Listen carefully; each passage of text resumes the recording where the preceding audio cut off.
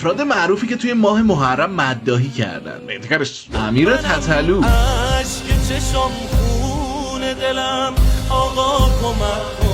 مهراد جم، اکبر که نوکرتم، الله اکبر که مادرمی، بهنام بانی،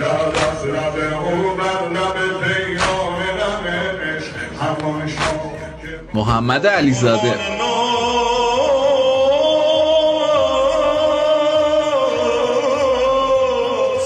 امیر مغارب،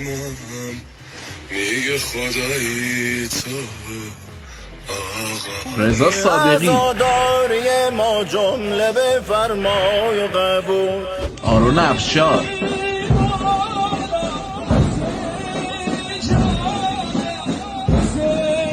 راغب، محمد بهرانی و استاد محمد اصفهانی.